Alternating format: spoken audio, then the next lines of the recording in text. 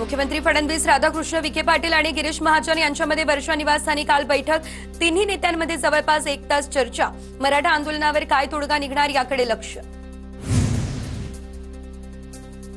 जरांगेंच्या आंदोलनाचा आजचा तिसरा दिवस। पोलिसांकडून आंदोलनाला आणखी एका दिवसाची परवानगी।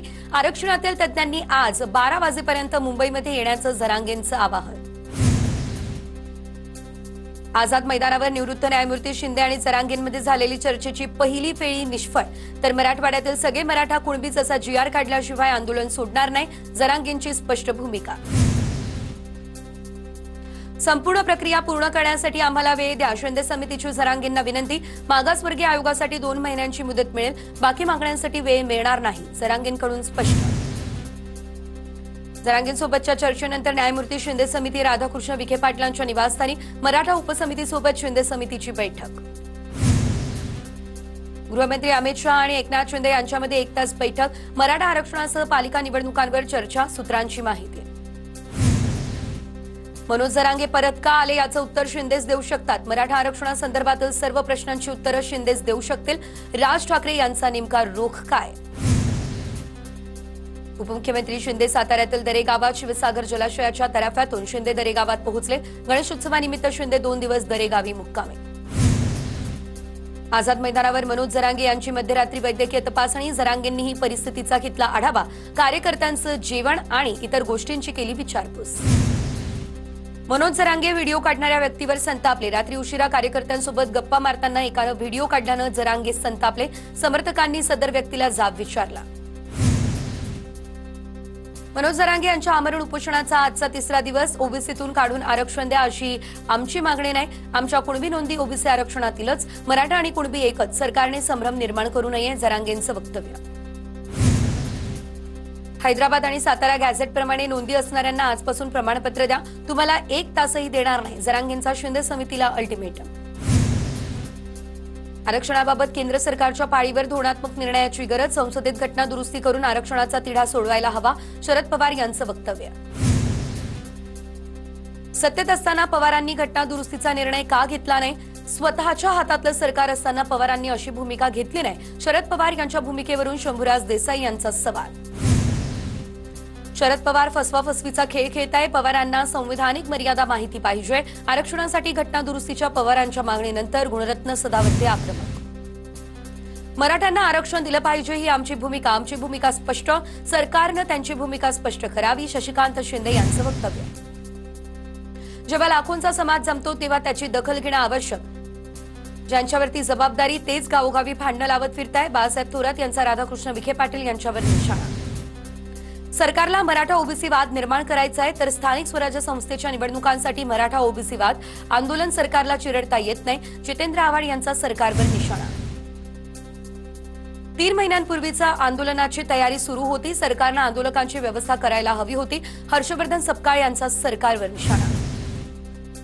शरद पवार यांच्या राष्ट्रवादीचे माजी आमदार राजेश टोपे आझाद मैदानावर जरांगेंच्या भेटीसाठी आले होते। जरांगे झोपल्यामुळे राजेश टोपेंनी न चर्चा करताच ते निघून गेले। सोयीसुविधा देणं महापालिकेचं काम। मराठ्यांच्या पोरांचं पाणी बंद केल्यास बीएमसी आयुक्तांना सुट्टी नाही, मनोज जरांगे यांचा थेट इशारा।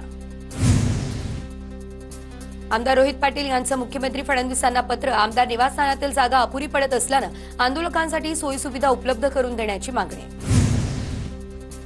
आणखी एका मराठा आंदोलकाचा हृदयविकाराच्या झटक्यानं मृत्यू। विजय घोगरे असं मृत्यू झालेल्या मराठा आंदोलकाचं नाव।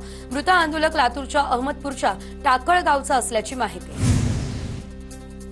सातबारा असलेल्यांना कुणबी म्हणून ग्राह्य धरा। बीडमधील आमदारांची सरकारच्या उपसमितीकडे नवी मागणी।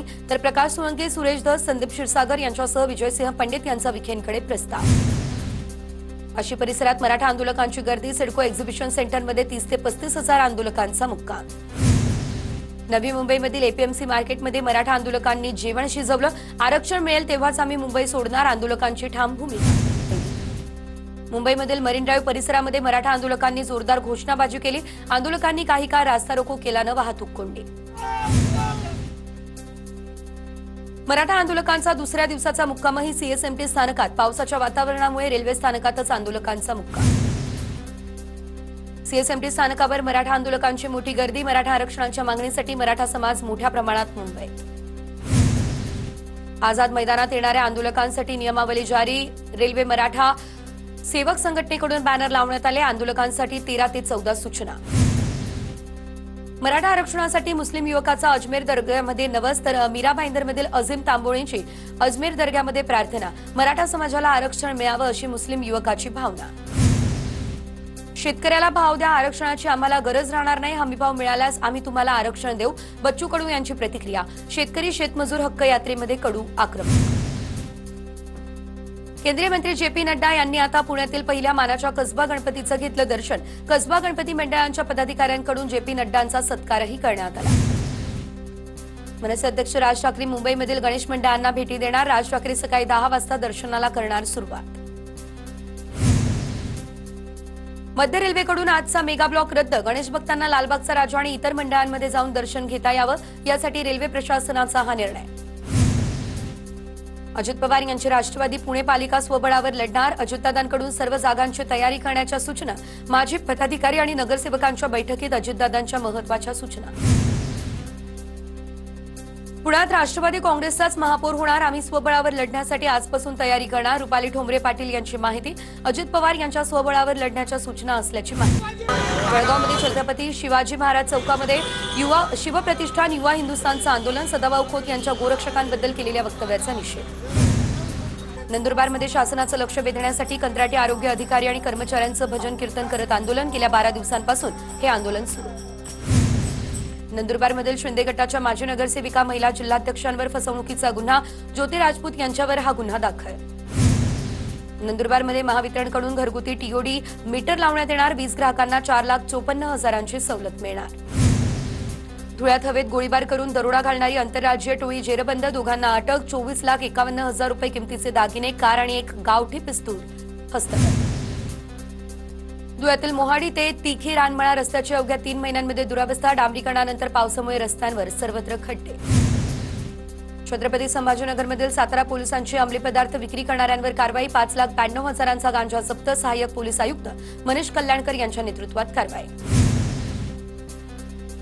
धुळे शहरातील मुख्य रस्त्यावरून पोलिसांचा रूट मार्च. 200हून अधिक अधिकारी आणि कर्मचारी या मार्चमध्ये सहभागी.